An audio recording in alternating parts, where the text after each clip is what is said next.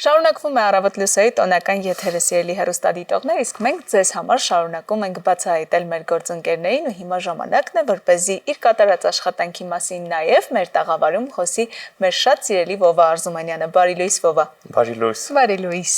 Բարի լույս, սիրելի գործընկերներ, միշտ ուրախ ենք օրը սկսել Առավոտ լուսոյի հետ։ Եթե ոչ դուք տաղավարում, ապա կադրից այն կողմ, որովհետև այն ժամանակ, երբ մենք եթերում ենք, սիրելիներ, մեր շատ սիրելի գործընկերները պատրաստվում են իրենց աշխատասենյակում համակարգչի առաջ, որպեսզի գտնեն հետաքրքիր ու կարևոր նյութեր ձեզ ներկայացնելու տեսանյութերի միջոցով։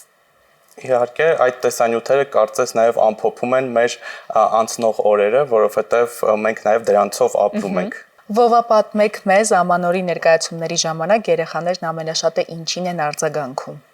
Նախ ցանկանում եմ նշել, որ այս տարվա ամանորի ներկայացումները շատ տարբերվում են նախորդ տարիներից, թե բեմադրական լուծումներով, թե բեմանկարչությամբ, թե ժամանակակից տեխնոլոգիաների կիրառմամբ, որովհետև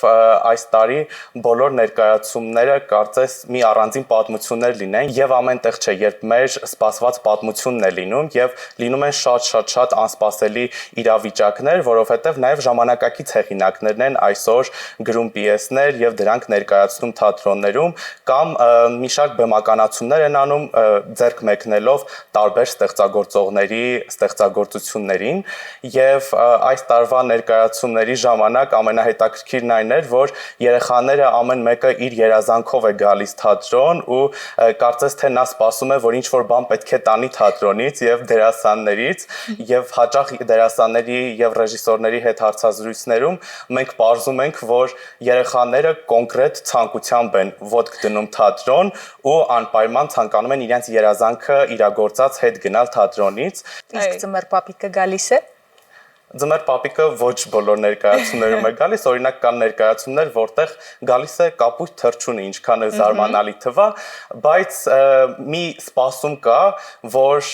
դու պետք է քո երազանքներին հավատաս, բայց թե ով է գալիս եւ ով է ցանկանում իրականացնել քո երազանքը, դա կարող է ամբողջությամբ այլ կերպար լինել եւ դրանով է նաեւ հետաքրքիր այսօր բեմադրվող ներկայացումները, դրանց բնույթը։ Եվ պարզ է դառնում քո պատմություններից որ դու բազմաթիվ հենց ամանորի ներկայացումներ ես դիտել, եղել ես թե դահլիճում, թե կուլիսներում, որն է այն կարևոր խորհուրդը, որ այս տարվա ամանորի ներկայացումները ստեղծագործական թիմը, այդ ներկայացման ստեղծողները փորձում են հասցնել երեխաներին։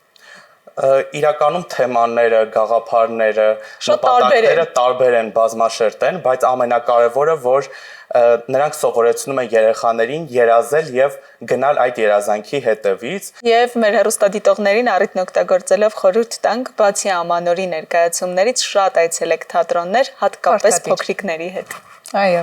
Վովա, ինչպիսին է ձեր բարեմաղթանքը 2026-ին ընթառաջ։ Ես առաջին հերթին ցանկանում եմ, որ մարդիկ իրար հանդեպ շատ հոգատար լինեն, որովհետև հենց հոգատարությունից, բարությունից է բխում այն ամենը, ինչ մենք անում ենք մեր քայլերում, մեր խոսքում, եւ մենք բոլորս կարծես ստեղծված ենք ինչ-որ առաքելություն իրականացնելու համար եւ պետք է պատվով ու մեծ պատասխանատվությամբ իրականացնենք այդ առաքելությունը, չմոռանալով իհարկե, ինչպես նշեցի, հոգատարության մասին։ Ու չմոռանալով երազել, ինչի մասին խոսեցիր վարքյաններ առաջ, շնորհակալ ենք անչափ Վովա, որ առավոտը սկսեցիր մեր տաղավարում արդեն եւ սիրելի հեռուստադիտողներ առիթն օգտագործելով հենց հիմա կարող ենք դիտել մեր գործընկեր Վովայի Արզումանյան պատրաստած տեսանյութը, նա շրջել է թատրոններով եւ տոնական ամանորի նվիրված ներկայացումների կուլիսներում է հայտնվել։